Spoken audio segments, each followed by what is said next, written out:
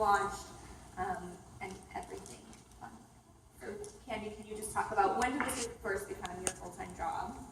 I mean, I have like a crazy work ethic, so when I started, I like hit the ground running times 10. I was like, I'm not gonna upload 1 video a day, I'm gonna upload 3 videos, 7 days a week, and I'm gonna write 2 blog posts, sometimes 2 times a day, and I'm gonna burn myself out very shortly. So like, I went at it crazy, but that is the growth that it takes to get going. Like, if you're gonna start YouTube, you can't upload 1 video a week and think it's gonna take off. Like, it's gotta be really daily is how you're really gonna grow the fastest. So I was like, I'm not even doing, this wasn't even,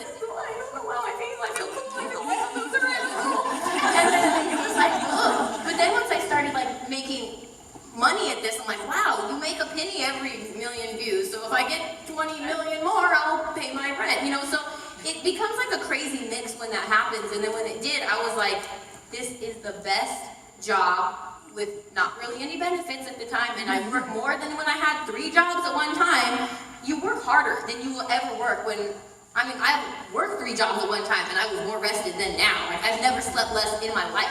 Like, it's the craziest thing. Like, I'm getting paid to take some snaps at a fashion show. Like, this is the best thing ever. Like, so when you get things like that, or I did a deal with American Express where they like animated me and my kid's life, I was like, this is the coolest thing. I've always wanted to be a cartoon. And now, like, this is the coolest thing ever. And like, so there's cool opportunities like that, or like with Too Faced, where they hired me to be the mermaid in their mascara commercial. Like, what girl doesn't want to be a mermaid? And then you get paid to be a mermaid? I'm like, and paid to get mascara poured on me? Like, that beats when I clean houses, like, a lot. So, like, when you get to do things like that, it makes all your hard work you did for YouTube worth it. Like, all the nights I didn't sleep, all the days and months I didn't make $1, you know, in the back end, that I wouldn't have these opportunities, you know? So that, I think those have been like the higher paying things for me anyway, are the things that are off of YouTube. Yeah, I just think it's fun and it like makes you feel really good about yourself. And so like to be able to go home and like share that was great for me, and I was cool with that. But then when we were able to start monetizing and making, supporting your living with that, that was just like crazy. So again, I think I started monetizing in 2011, and I've kind of been always one to like kind of my biggest thing in life is like I want to be happy, and so when I was a graphic designer, I was a freelancer and a contractor, so that kind of gave me a lot of like wiggle room to kind of. Have you worked with brands? Yeah, I've worked with a lot of brands, and a lot of them are. That's where the largest chunk of your pay is going to be. You can make so much more working with brands than you will make sharing AdSense with YouTube. But again, I say that like just very lightly because you still want to love what you're doing on YouTube. Like, you need to be passionate about what you're doing, and don't do something that you don't like because you're not going to be making money from it right away. Like, that's not going to happen. And if you're only in it for the money, then you're going to be burnt out in 2 seconds because it's not easy. We have been like we made videos when we weren't getting paid because we loved it. And it kind of got us through. And I really loved like having that communication with the community and growing the community and having that camaraderie. And that was what really like, I didn't even need to get paid. And if YouTube shut down right now, I still wouldn't need to get paid because I love what I do. So like find something that you're really passionate about that's going to get you through those hard days, because it's not going to be like large living right off the bat. And even do things that you love so that whatever is getting you the most response is something that you, okay, cool, I'll do more of that. You guys like that? I'll give you some of that. But I also think that I think that you should always leave, even if you do decide to niche down, always leave yourself a little wiggle room. Do you know what I mean? Because you don't want to be scapegoated to I'm only this. Like, I want to be able to do a little bit of this when I feel like it and a little bit of that when I feel, because if you're being creative and you want to express yourself, that gives you that room.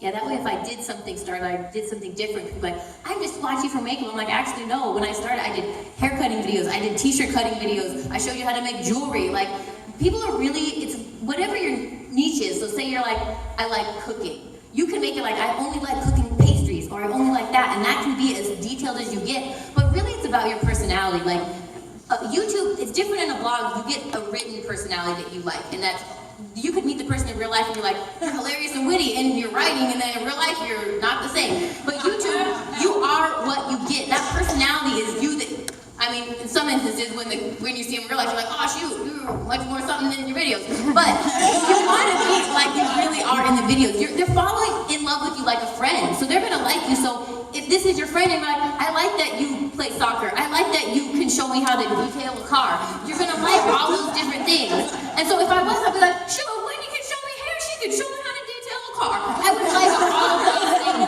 that she does. So just have it be like a whole potpourri of yourself, of you as a person with your friend. Like if I would tell my sister, I'd be like, oh my gosh, we gotta go shopping, I found these great shoes. And then I'll be like, man, I got this tip for scrubbing your toilet, let me show you this. Like it could be your whole world. Your YouTube is your world. This is whatever you get to do. So say I get a brand deal, or say I'm working with a brand and I'm gonna go make a video and it's just for them, and they're telling me, you can't wear that, you gotta wear this, you can't say this, you have to talk like this, only look at the camera, you're talking too much, smiling too much. I'm just like, I'm not even in here anymore, I'm just talking puppet, like, and wearing some ugly outfit. But then, I love it, because I'm like, I get to go back to my YouTube and talk to my people and say whatever I want, about whatever I want. I can dress however I want. This is my world that I'm inviting you into. So your YouTube, that's your world. You're creating it. Whatever you want to talk about, share your personality, share it and shine it like nobody else, and that's what people are going to be attracted to, no matter what you talk about. This is so bomb. That's microphone.